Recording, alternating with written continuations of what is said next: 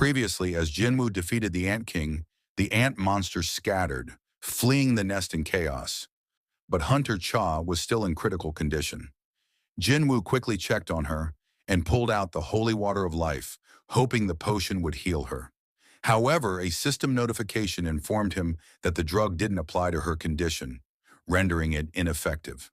The potion was useless, and Shadow Exchange was still on cooldown. Jinwoo muttered to himself, "There has to be a way," as he watched Heian's fading condition. Suddenly, a thought struck him.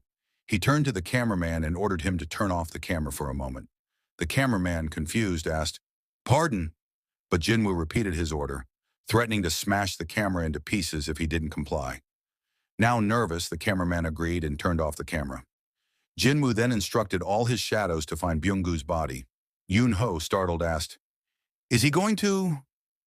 An orc guard soon found Byung-goo's body and carried it back. Upon seeing the body, Jinwoo realized that the ants had chewed through it. He wondered if what he was about to do would work. Yoon-ho, confused, asked Jinwoo what his plan was. At that moment, a notification popped up on Jinwoo's system. Shadow extraction could be used on Byung-goo's body.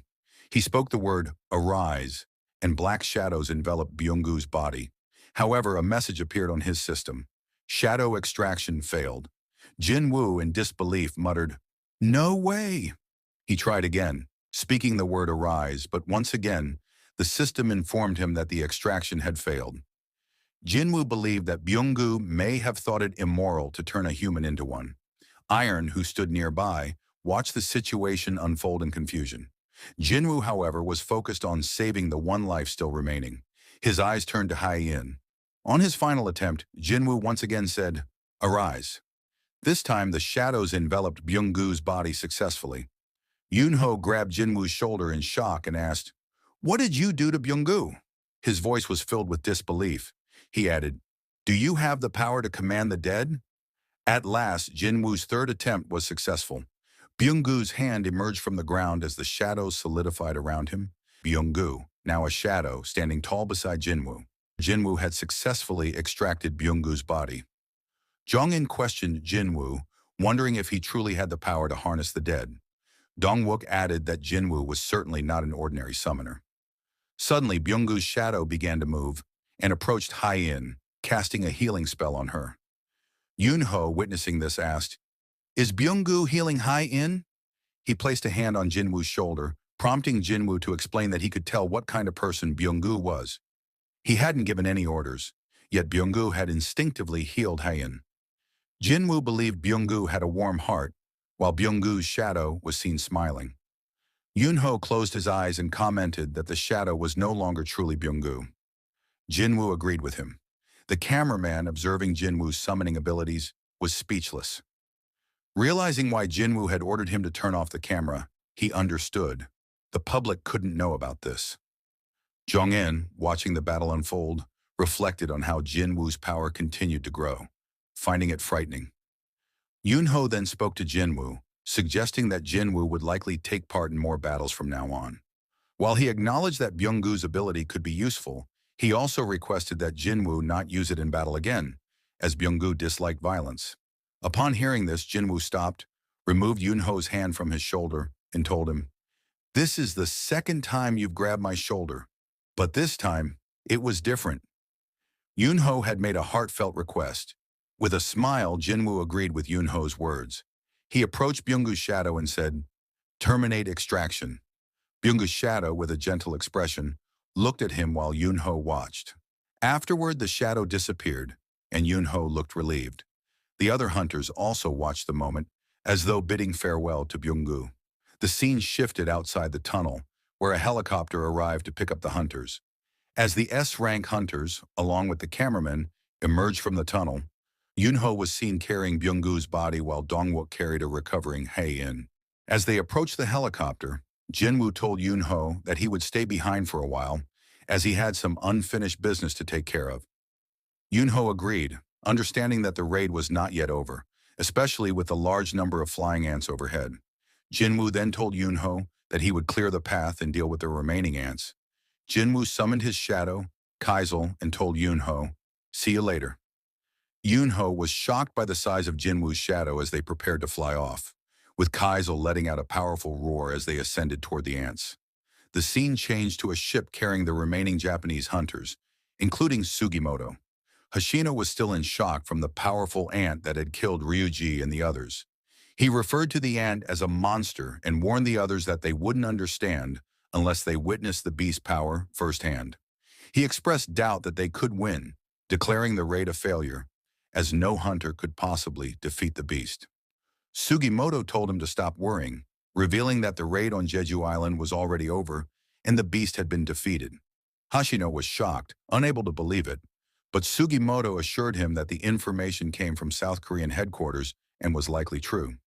Suddenly, a crew member announced that the ants were dispersing.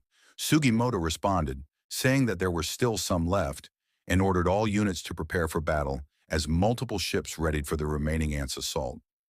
Back inside the tunnel, Jinwoo's shadow army was clearing out the remaining ants, while his mages cast fireballs to destroy the unhatched ant eggs. Jinwoo noticed that he was gaining experience points from destroying the unhatched ants and thought to himself, "What a lucky bonus." As he checked his inventory, Jinwoo realized he needed to organize his items one of these days.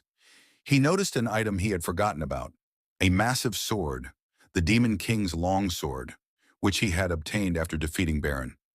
The sword had plus 350 attack stats and a second effect called Storm of White Flames, which summoned a small lightning storm in a specific area.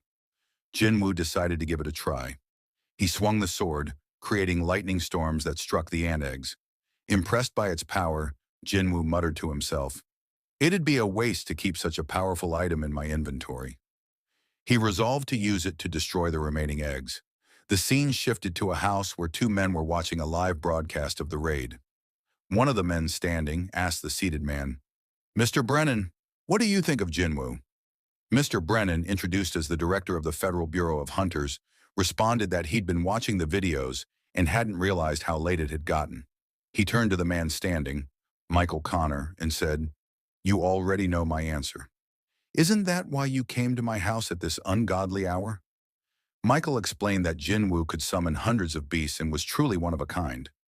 He adds that it would be a shame to let such talent go to waste, as South Korea is too small for him. Mr. Brennan agrees and asks if Michael knows anything else about Jinwoo. Michael places a file on the table, revealing that it contains information about an explosion at the Bureau a few months ago, known as the Sung Il-hwan incident. Michael explains that Sung Il-hwan was captured alive inside an A-rank gate on the East Coast by an A-rank hunter named James. Initially unsure if he was human or a magic beast, Sung Il-hwan claimed to be a hunter from South Korea. The Bureau's file on him still exists, but it turns out that Sung Il-hwan is the father of Sung Jinwoo. Michael suggests that now is the perfect opportunity, as Jinwoo's name has not yet reached the international stage.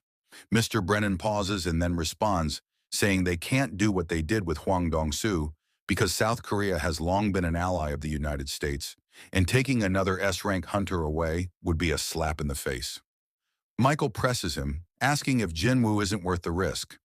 Mr. Brennan reflects on the footage of Jinwoo's strength and then asks Michael if he's sure he can handle it. Michael confidently responds that he will give it his best shot.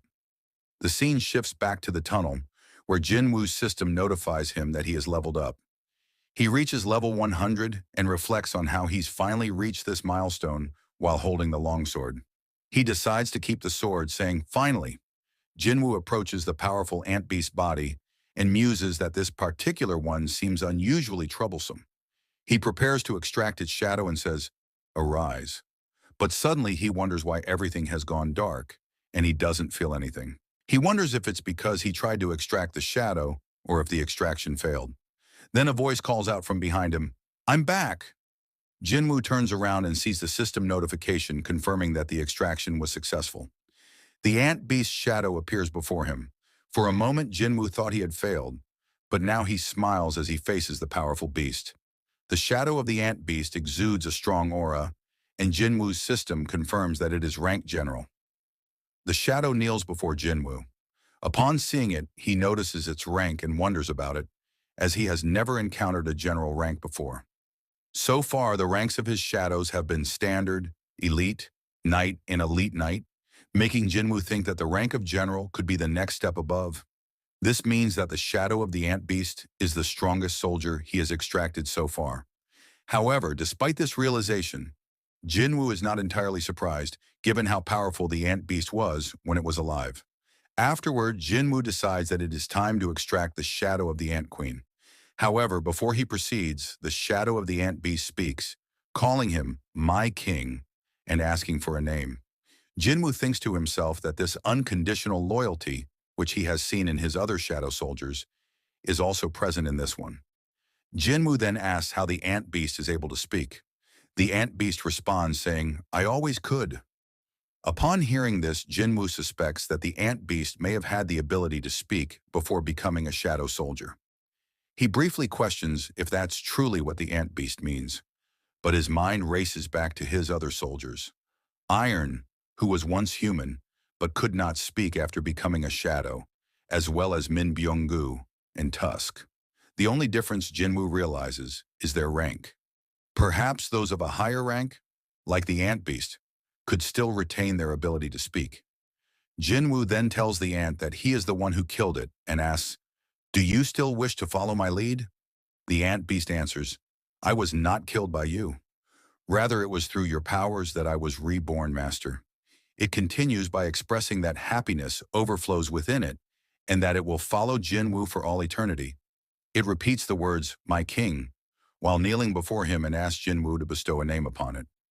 Jinwoo reflects for a moment, deciding that it would be strange to name it something like ant or bug. He realizes that the name should set it apart from the other ants. Suddenly, he remembers the name of an author from a written novel titled The Ants. He names the ant beast Beru. Beru thanks Jinwoo, and the system displays his name as it registers. After this, Jinwoo returns to the ant queen to extract her shadow. He speaks the word "arise," and the shadow of the ant queen is successfully extracted.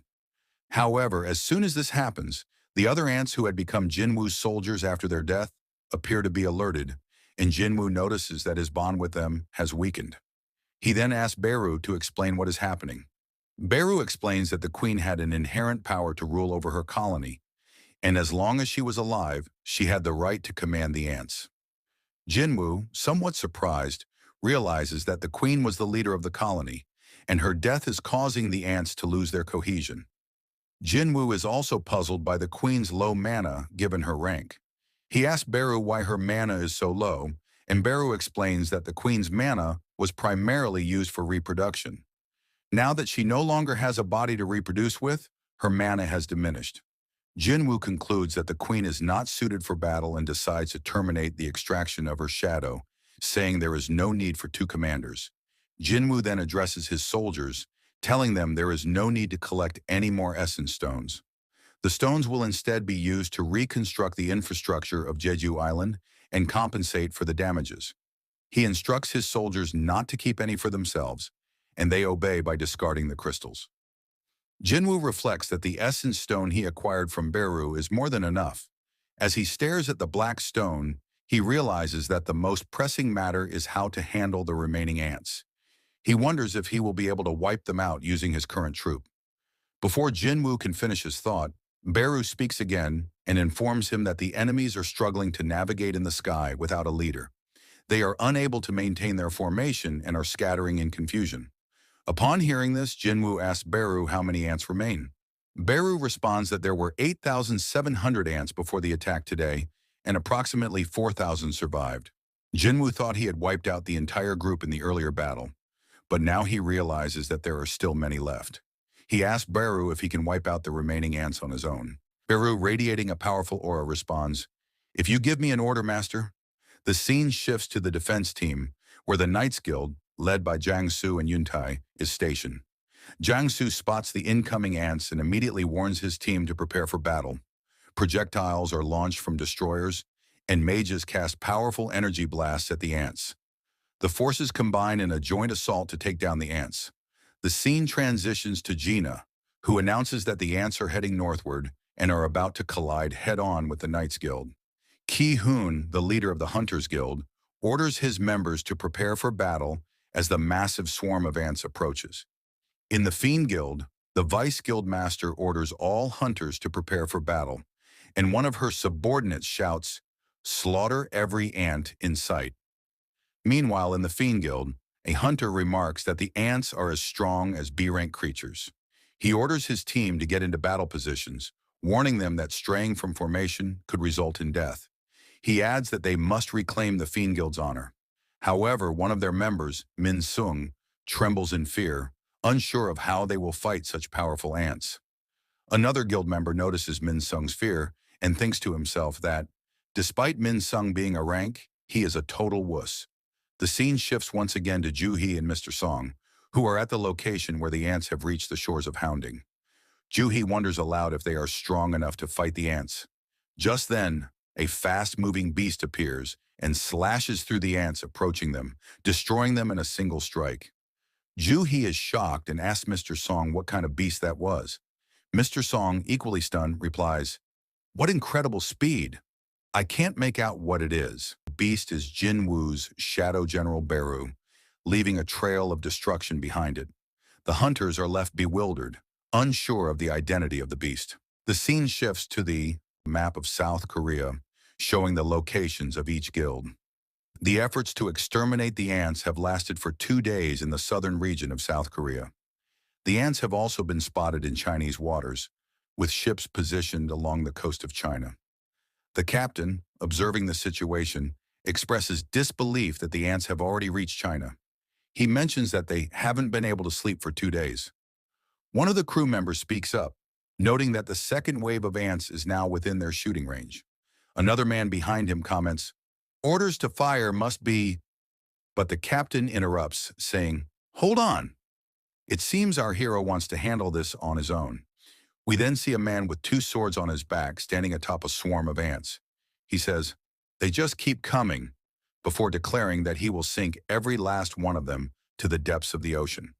With a powerful aura emanating from him, he unsheaths his swords and swings them. The slash creates a massive wave that sweeps through the ants. As the ants are struck, multiple explosions occur, obliterating them.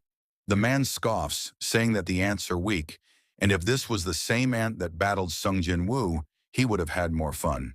He then puts his swords away, lamenting, "What a shame," as the corpses of the ants fall into the sea. The scene transitions to the United States, where a woman is questioning a man sitting across from her about his opinion on Jin Woo. They are watching the battle unfold on a screen.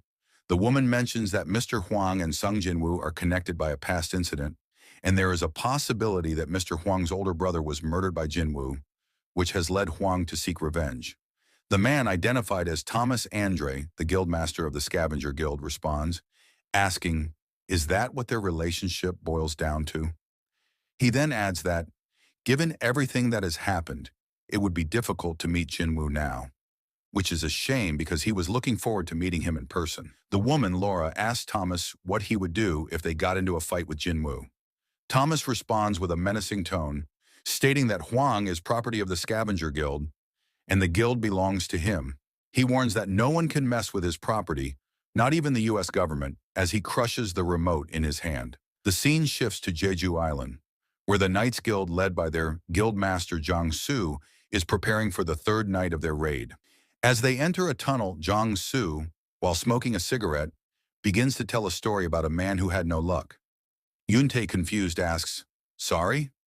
Jang Soo explains that the man always tried to be the best at what he did, dreaming of becoming a gold medalist. He trained hard, followed a strict diet, passed the doping test, and even had a good dream the night before, adding that he was in top condition. However, during a manometer evaluation, it was revealed that he was an awakened being, which disqualified him from competing in the Olympics. Yoon-tae then says, "Oh, is this story about you?" as Jang Soo cries. They continue walking through the tunnel when suddenly they spot top-quality essence stones. Jang Soo, excited by the discovery, says, "With these, creating the best guild in the country will be..." But before he can finish his sentence, a female hunter warns them not to commit embezzlement. They continue walking, confident that the area is clear. Despite not sensing any mana, they relax. Just as they begin to feel at ease, an ant suddenly peeks out from a dark corner of the tunnel. Jang Soo swiftly slices off its head, remarking, "Oops, one of them was hiding." He then reassures his comrades, saying there's no need to worry since there are only a few stragglers left, and they are there to protect. Suddenly, Yunte calls out to Jiangsu, but the latter doesn't turn to face him. The soldiers, noticing something, ask, "Who goes there?" A powerful figure clad in animal hide armor approaches them, radiating a formidable presence. Jiangsu, recognizing that only soldiers and agents from the association should be on the island, asks the figure who he is. The hunters wonder if the figure is human, and the female hunter cautions them not to open fire. The man speaks in an unintelligible language while staring at them, revealing his sharp teeth and yellow eyes. Jiangsu, bewildered, wonders if the language the man spoke was that of beasts. His face shows fear. Suddenly a finger snaps, and all the hunters and soldiers inside the tunnel lose consciousness. The beast-like man looks at one of his companions who had snapped his fingers and asks, "What do you think you're doing?" His companion, a man with white hair and blue skin, answers that there's no need to cause a commotion, as he merely put them to sleep for the time being. A conversation follows with the white-haired figure asking his companion if he has checked their surroundings. He confirms, saying, "Yes, I'm positive it was his power." The white-haired man remarks on how odd it is that he's helping these humans. The beast-like man shrugs and says, "Who knows what's going on inside that head of his? If you're curious, why don't you go and ask him yourself?" He also comments that this place reeks of rotting ants. He adds, "Just imagine if that woman had witnessed this. She would have had a fit." The white-haired figure then says that their hunt will continue as scheduled, and nothing will change. The other man agrees as the white-haired man creates a blue gate similar to a dungeon gate. The beast-like man says he thinks one of them is here. The white-haired figure asks, "Here in South Korea?" The other replies, "How about we take care of them before we go?" But the white-haired figure simply replies, "Let's just leave the place in his hands." The beast-like man steps through a red gate, vanishing quickly. That wraps up this episode. Don't forget to like, comment, and if you're not subscribed, please subscribe. Thank you so much for watching. I really appreciate it, and see you next time.